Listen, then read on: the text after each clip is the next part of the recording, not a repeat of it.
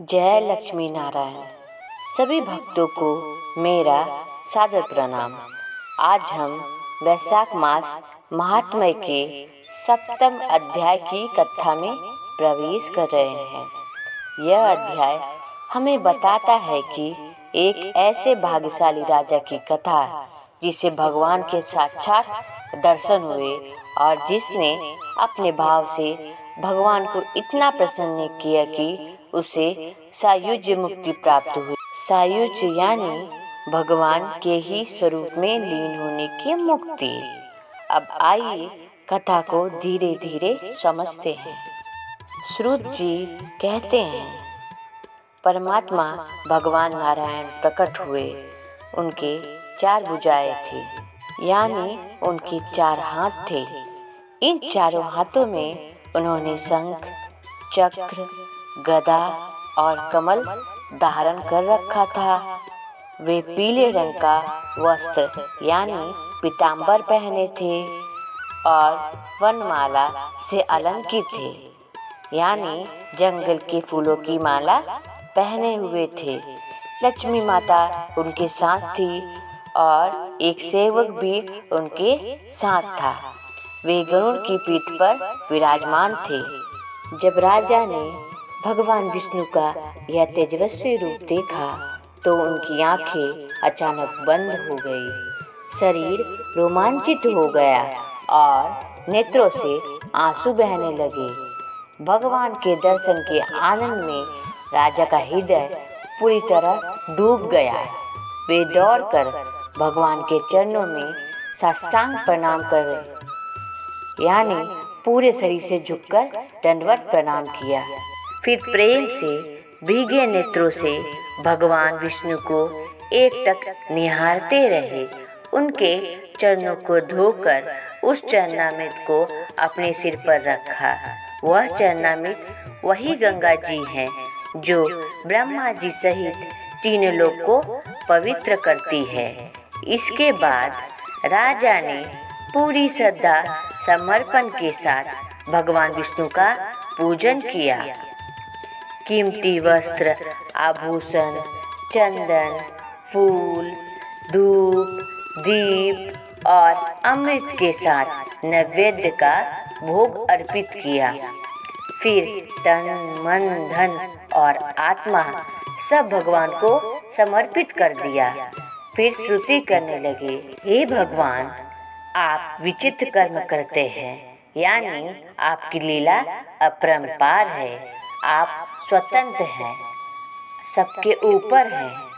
आप साधु जनों पर हमेशा कृपा करते हैं, लेकिन मैं आपकी माया में फंसकर स्त्री और धन जैसे विषयों में ही उलझा रहा हूँ।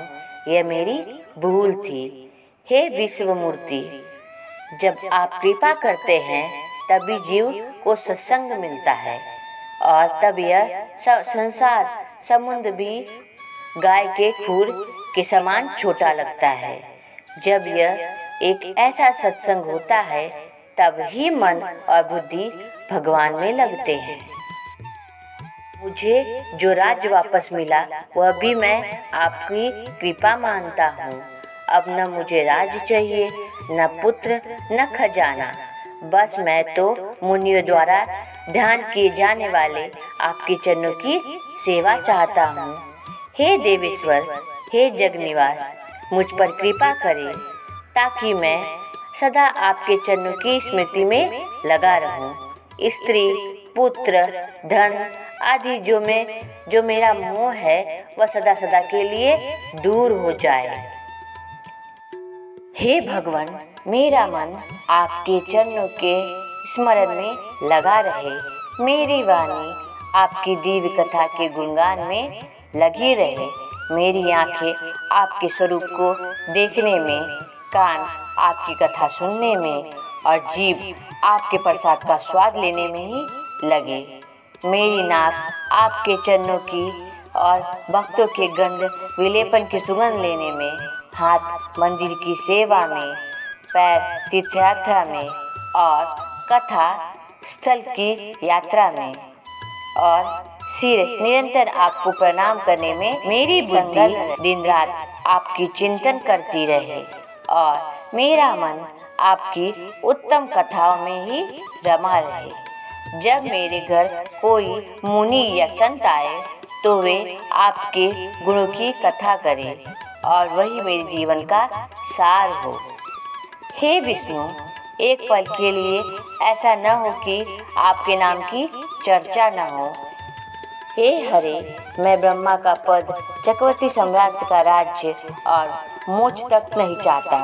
बस आपके चरणों की सेवा ही मेरी कामना है, जिसके लिए लक्ष्मी, ब्रह्मा, शंकर जैसे देवता भी प्रार्थना करते हैं। जब राजा ने इस प्रकार की स्तुति की तब भगवान विष्णु अत्यधिक प्रसन्न हुए। उनकी गंभीर वाणी जैसे मेघ गरजते हैं उस स्वर में बोले, राजन, मैं जानता हूँ कि तुम मेरे श्रेष्ठ भक्त हो। तुम्हारे भीतर कोई कामना नहीं, तुम निष्पाप हो। तुम्हारी मुझसे दृढ़ भक्ति है और अंत में मैं तुम्हें मुझसे सायुज रूप में प्राप्त करोगे। सायुज मुक्ति यानी भगवान के ही स्वरूप में लीन होने की मुक्ति।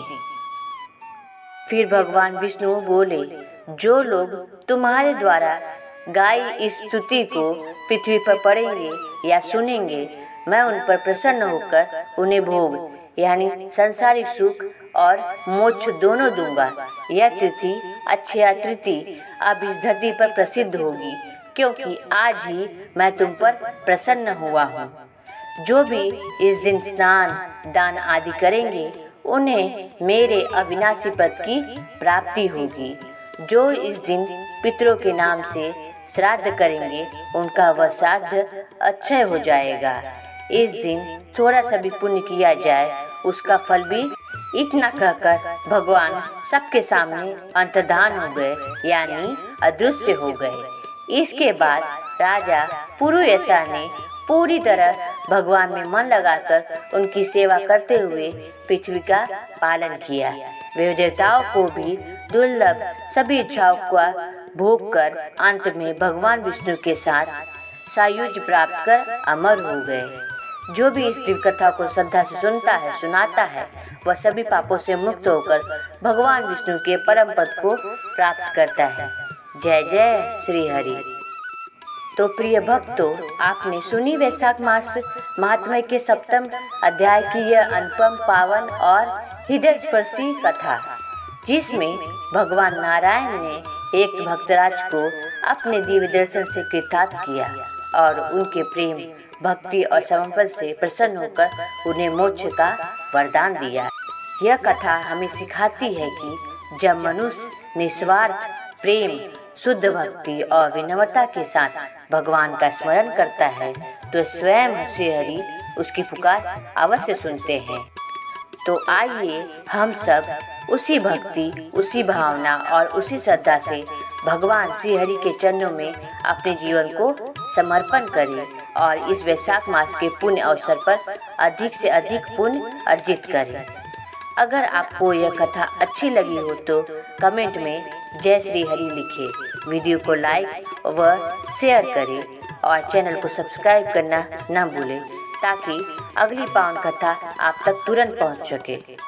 श्री हरि आप सबका कल्याण करे, सब पर अपनी कृपा